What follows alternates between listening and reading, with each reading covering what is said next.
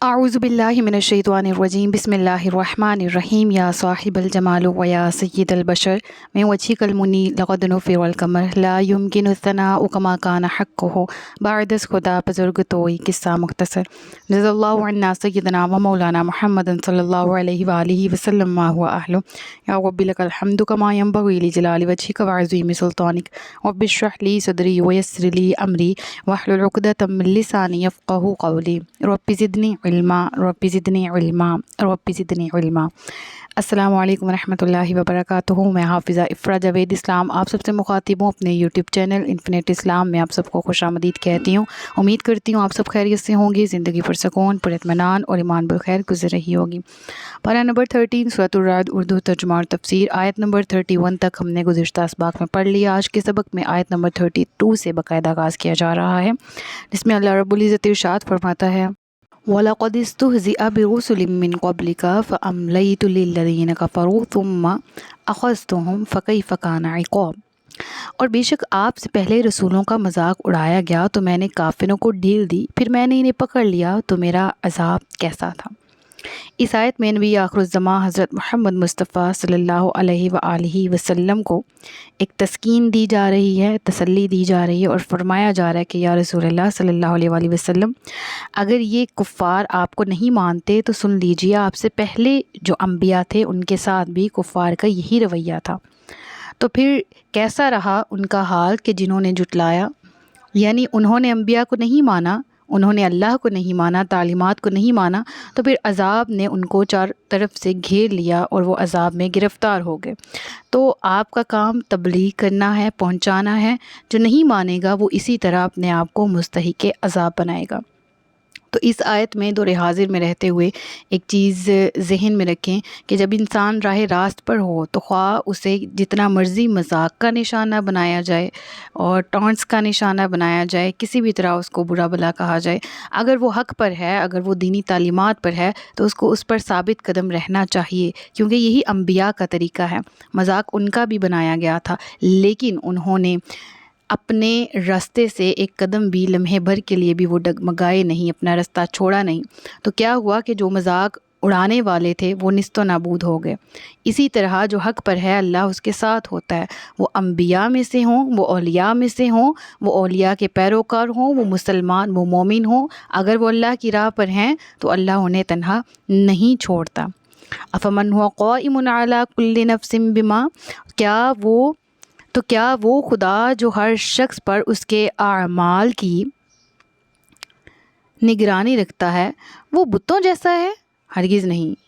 और वो लोग अल्लाह के शरीक ठहराते हैं। तुम फरमाओ, तुम इनका नाम तो लो कि वो कौन हैं जो खुदा के शरीक हैं, बल्कि तुम अल्लाह को वो बात बताते हो जिसे वो ज़मीन में जानता ही नहीं, या यूं ही एक ऊपरी बात। बल्कि काफिरों के लिए इनका फ़रेब खुशनुमा बना दिया गया और इन्हें रास्ते से रोक दिया गया। जिसे अल्लाह गुमराह कर दे तो उससे कोई हिदायत देने वाला नहीं है। अब यहाँ पूरी आयत का तर्जुमा आपके सामने है। जो चीज़ यहाँ पर फ़हम के काबिल है, समझने के काबिल है, वो ये है कि यहाँ पर जो ज़िक्र किया गया कि क्या तुम खुदा को वो बात बताते हो जिसे वो ज़मीन में जानता ही नहीं है, यूं ही एक ऊपरी बात। इससे मुराद क्या है? इससे मुराद ये है कि रब्बुल आलमीन तमाम ग़ुयूब भी जानता है, जो चीज़ें हमसे मख्फ़ी रखी गई हैं, और वो अला कुल्ली शैइन कदीर भी है, वो अलीम भी है, वो हकीम भी है। तो कोई ऐसी बात नहीं है जो रब से छुप सके। तो जो तुम्हारे दिल में कीने, बुग़्ज़, हसद पल रहे हैं, क्या तुम ये चाहते हो कि तुम्हें लगता है कि ये रब को नहीं मालूम? रुए ज़मीन पे क्या कोई ऐसी चीज़ है जो रब्बुल आलमीन को इल्म में नहीं है उसके, या रुए ज़मीन के अलावा कुल कायनात में कोई ऐसी चीज़ है जो उसके इल्म में नहीं? जो बनाने वाला है वो बेहतर जानता है, और वो चीज़ें, वो उलूम जो तुम नहीं जानते ए कुफ़ार, वो अल्लाह बहुत बेहतर जानता है, और वो तुम्हारे दिलों को भी जानता है। यानी जो तुम्हारे दिलों में बुग़्ज़ छुपा है, जो तुम्हारे दिलों में कीना छुपा है, वो उसको भी जानने वाला है। फिर माबूद होने के काबिल भी वही ज़ात है जो कि तमाम उलूम जानने वाली है, जो इंसान को, इंसान के अपने जानने से बेहतर वो रब्बुल आलमीन इंसान को जानता है। लिहाजा वो खुदा बेहतर है, ये तुम्हारे गड़े हुए बुत, तुम्हारे तराशे हुए बुत जो बहरे हैं, गूंगे, अंधे हैं, जो कुछ नहीं जानते? پھر اس کے بعد ذکر ہوا اسی آیت میں کہ وَمَن يُضْلِلِ اللَّهُ فَمَا لَهُ مِنْ هَادٍ، پھر ایسے لوگ جو راہ راست سے خود کو بھٹکنا پسند رکھتے ہیں، جو بھٹکے رہنا پسند رکھتے ہیں، رب فرماتا ہے پھر ہم بھی بہکا دیتے ہیں، بھٹکا دیتے ہیں، ڈھیل دے دیتے ہیں انہیں، ان کے اپنے جرم میں ملوث رکھتے ہیں تاکہ عمر بھی ہو اور وہ گناہوں سے بری بھی ہو، پھر پکڑ بھی سخت ہو۔ لہٰذا جو اپنے اعمال کے تحت جو انسان چاہتا ہے کہ وہ ہدایت کا متلاشی رہے، ہدایت تلاش کرے، یا حق ملے تو وہ یہ سمجھے کہ ہاں اگر مجھے حق ملا تو میں ایکسیپٹ کروں گا، ایسے لوگوں کو حق دکھا بھی دیا جاتا ہے، عطا بھی کر دیا جاتا ہے۔ جو ضد پہ رہتے ہیں پھر رب العالمین ان کی ضد کی وجہ سے ان کو ڈھیل دیتا ہے، یہاں تک کہ وہ اپنے ہی کفر میں بھٹکتے رہتے ہیں، اور پھر جب عذاب آتا ہے تو شدید اور سخت آتا ہے۔ فرمایا ان کے لیے دنیاوی زندگی میں عذاب ہے اور آخرت کا عذاب یقیناً زیادہ سخت ہے، اور انہیں اللہ سے بچانے والا کوئی نہیں۔ یہاں پر دنیاوی زندگی سے جو عذاب مراد ہے وہ دنیاوی ذلت ہے، دنیاوی پسماندگی ہے، دنیاوی گمراہی ہے جس میں وہ ہمیشہ مبتلا رہیں گے۔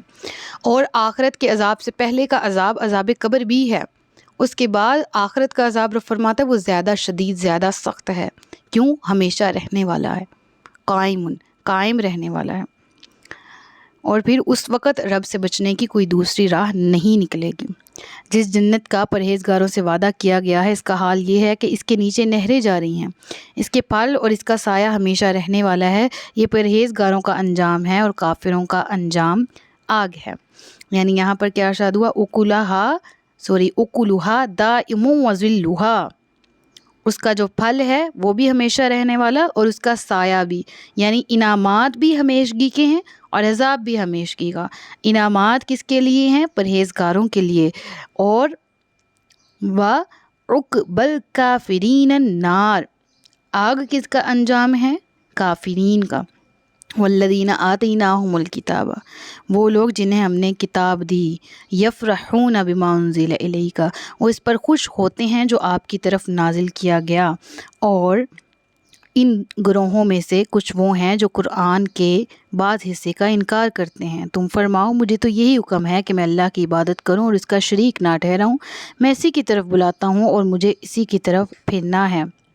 آیت کے جو ابتدائی حصے میں بات ذکر ہوئی ہے نا کہ وہ لوگ جنہیں کتاب دی گئی وہ اس کے نزول پر خوش ہوتے ہیں، اس دور کی بات کیجیے تو صحابہ کرام کی یہاں پر شان بیان کی گئی ہے کہ ہر وقت گزرنے کے ساتھ جو آیت نازل ہوتی اس سے مزید ایمان میں اضافہ ہوتا۔ جن کی صفات ہم پڑھتے ہیں نا کہ وہ لوگ کہ جن پر قرآن نازل ہوتا ہے تو ان کے ایمان اور قوی ہو جاتے ہیں، تو وہ قرآن کے نزول کے ساتھ ساتھ ان کی خوشی میں بھی اضافہ ہوتا رہتا، اور ان کے علم سیکھنے میں، طلب کرنے میں اضافہ ہوتا رہتا، اور ان کے ساتھ ساتھ یہاں بھی ہم اہل ایمان کے بارے میں ذکر ہے کہ جو اہل ایمان ہیں وہ نزول قرآن پر بھی خوش ہیں، اور قرآن کا ہر حکم ملنے کے بعد اس کو ایکسیپٹ بھی کرتے ہیں، اور خوش ہیں کہ اللہ تبارک و تعالیٰ نے قرآن کی فارم میں انہیں راہ ہدایت ڈھونڈنے کا سرچشمہ عطا کر رکھا ہے۔ اور اس کے بعد یہاں پر ارشاد ہوا نا کہ ان گروہوں میں سے کچھ وہ ہیں جو قرآن کے بعض حصے کا انکار کرتے ہیں، تو اس امت مسلمہ میں کچھ ایسے فتنے پیدا ہو چکے ہیں جو کہ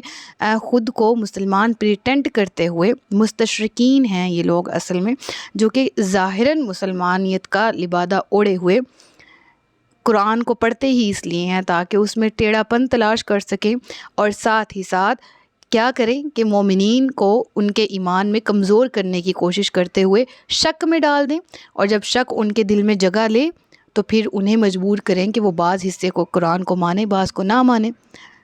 اور اس دور میں بھی یہود و نصارہ تھے، جو حصہ اپنی مرضی کے مطابق لگتا تھا اس کو ایکسیپٹ کر لیتے تھے، جو مرضی کے خلاف لگتا تھا اس کو چھوڑ دیتے تھے۔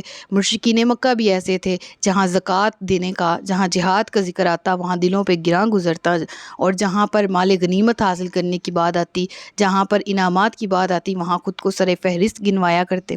اور آج کے دور میں بھی ایسے لوگ ہیں کہ جو قرآن کریم کو پر ایمان تو الحمدللہ ہم سب مسلمان لاتے ہیں، اللہ ہمیں عملی مسلمان، اعتقادی مسلمان دونوں بنائے، ہمیں مومنین کی صفات عطا کرے اور ہمیں پکے اور سچے مومنین بنائے۔ ایسے لوگ بھی ہیں جو کہ قرآن کریم پر ایمان تو رکھتے ہیں، اس کا احترام تو کرتے ہیں، اس کو اللہ کی کتاب تو مانتے ہیں، لیکن اس کے احکامات کو نہیں مانتے۔ لہٰذا قرآن کے کچھ احکامات کو مان لینا، کچھ کو نہ ماننا، یہ بھی کسی بھی طرح کا ایمان نہیں ہے۔ لہٰذا جب اسلام میں داخل ہونا ہے دخلوا فی السلم کافہ تو مکمل داخل ہونا ہے۔ بعض حصے کو چھوڑ کے بعض کو مان کے کوئی مسلمان نہیں بن جاتا۔ دین اسلام کی ریکوائرمنٹس ہیں کچھ، اور وہ ہم سے کیا ریکوائر کر رہا ہے کہ جو ہم لوگ ہیں وہ ہر چیز پر برابر ایمان لائیں اور ہر حکم کو برابر مانیں۔ یہی ایمان کا تقاضا ہے کہ عمل بھی کیا جائے اور ایمان بھی رکھا جائے، اور یہ کہ اللہ کی عبادت کی جائے، اس کے ساتھ کسی کو شریک نہ ٹھہرایا جائے۔ اور اس کے بعد اسی آیت نمبر 37 میں دیکھیے گا، اس کے اختتام کے بعد وَكَذَلِكَ أَنزَلْنَاهُ حُكْمًا عَرَبِيًّا، اور اسی طرح ہم نے اس قرآن کو عربی فیصلے کی صورت میں اتارا، اور اے سننے والے اگر تو ان کی خواہشوں پر چلے گا اس کے بعد کہ تیرے پاس علم آ چکا تو اللہ کے آگے تیرا ہرگز کوئی حمایتی نہ ہوگا اور نہ ہی کوئی بچانے والا۔ تو اس سے کیا مراد ہے کہ قرآن کریم کو عربی زبان میں نازل کیا گیا، اس کے فیصلوں کو، اس کے احکامات کو، یعنی الغرض پورا قرآن عربی میں ہے، اور یہ ام اللسان ہے، تمام زبانوں کی ماں، جو کہ ہزاروں سالوں سے چلتی آ رہی ہے لیکن پرانی نہیں ہوئی۔ گزرتے دن کے ساتھ اس میں تجدید آ جاتی ہے، اس کو سیکھنے والے بہت ہیں، اس میں وسعتیں بہت ہیں، گہرائیاں بہت ہیں، اور یہ وہ پیاری زبان ہے کہ جس میں ایک بھی اگر معنی لے لیا جائے تو اس کے معنی اور مفہوم بہت زیادہ نکلتے ہیں، جو کہ بنی نوع انسان کے قوت حافظہ میں بھی اضافہ کرتے ہیں۔ اور یہ قرآن وہ کتاب ہے کہ یہ عربی زبان ہے، اور عربی سیکھنے والے بھی ہر دور میں موجود ہیں۔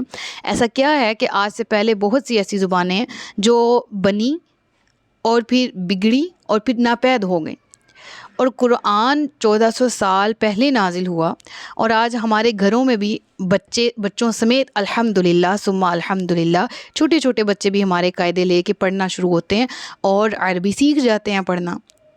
اور یہی قرآن کا حسن ہے کہ یہ ایسی کتاب ہے اور یہ ایسی زبان عربی میں نازل ہوا جو کہ ہر دور میں، ہر وقت میں، ہر ایج لیول کے بچے کے لیے سمجھنے میں بھی آسانی ہے، پڑھنے میں بھی آسانی۔ لہٰذا ہمیں قرآن کی طرف لوٹ جانا چاہیے، قرآن کو سیکھ کر سمجھ کر پڑھنا چاہیے، اسی میں بھلائی ہے۔ اور اگر کوئی حق آ جانے کے بعد بھی جانتے بوجھتے اس کو جھٹلائے تو پھر اس کا عذاب جہنم کی فارم میں اس پر اللہ کا عذاب نازل ہوگا، اور رب فرماتا ہے کہ پھر اس وقت میرے سوا نہ کوئی تیرا حمایتی ہوگا اور نہ ہی تجھے کوئی بچانے والا ہوگا۔ لہٰذا لا تکونوا اول کافر، کبھی بھی نہ ہو سب سے پہلا کفر کرنے والا، یعنی اڑ نہ جائیں کسی چیز پہ۔ جہاں راہ نظر آ رہی ہے، جہاں راستہ نظر آ رہا ہے، وہاں راستے سے نکلنا اور ہدایت کی طرف، راہ ہدایت کی طرف، منزل کی طرف گزرنا ہم سب کا فرض عین ہے۔ اللہ تبارک و تعالی ہم سب کو راہ ہدایت عطا فرمائے۔ صدق اللہ العلی العظیم وصدق رسولہ النبی الکریم۔ سچ فرمایا اللہ نے جو عظمت والا ہے۔ اپنا بہت سا خیال رکھیے گا، مجھے دعاؤں میں یاد رکھیے گا۔ تاجدار ختم نبوت زندہ باد، پاکستان ہمیشہ زندہ باد۔ السلام علیکم ورحمۃ اللہ وبرکاتہ۔